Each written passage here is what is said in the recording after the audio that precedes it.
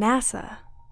The agency that landed on the moon, launched the Hubble Space Telescope, and took the first rover selfie? Yeah, that NASA. We also chase fires.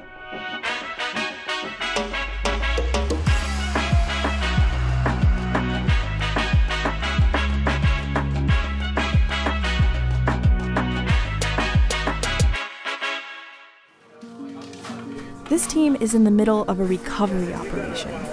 The California Department of Forestry and Fire Protection is using NASA satellite data to map the path of destruction after the 2018 Camp Fire.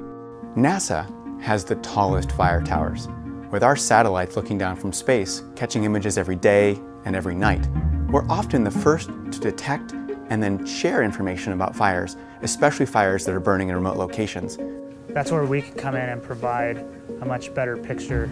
And so I have NASA MODIS and VIIRS stuff, which we always use on Google Earth. You can kind of see the streets here. This is a neighborhood totally burned down. A NASA Rapid Response grant allowed the team to study the impact of the Camp Fire just 4 months after it was contained. NASA provides crucial tools for both first responders and fire recovery managers, but there are even bigger implications for understanding the future of fire. The information we collect from satellites helps us understand not just where and when fires are burning, but what kind of changes they're making to the ecosystems on the ground and our atmosphere up above. I'm Doug Morton, and I'm an Earth System Scientist here at NASA's Goddard Space Flight Center. Doug is one of NASA's go-to scientists when it comes to making sense of how fires affect people and ecosystems. You need 3 things to make a fire. You need something to burn. You need climate conditions that allow that fire to start and grow large, and you need a source of ignition. Today, the source of ignition is almost always humans. We can use information about rainfall and climate to anticipate landscapes that might become flammable in the future. That kind of predictive power, how we harness our understanding of the Earth system, has really helped us move forward in terms of anticipating and minimizing the risk to landscapes that might be flammable next week or even next season. But the real work of science may be something that many people don't have a lot of visibility into. When we talk about taking a team of scientists and putting them into the field, that could mean weeks, months, or even years of collecting data. The first time I spent in the Amazon was in the early parts of the 2000s, just at the peak of deforestation rates in Brazil. And I don't think anyone could make it to the end of that frontier landscape, standing at the edge of a road and looking in all directions and seeing towering columns of black smoke and not feel like there was an opportunity to be careful with our planet.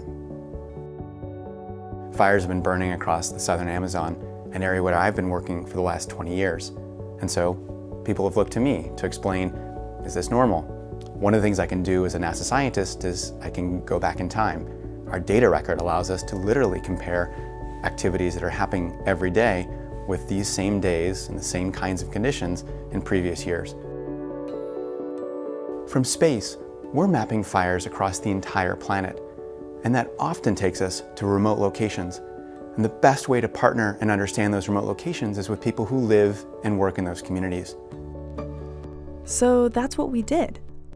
This year, NASA is sending a blitz of missions into the field, and you're coming with us. Climate change is shepherding in a new era of fires that burn hotter and longer. And our pilots, our partners, our scientists and engineers, they've come prepared to meet that challenge.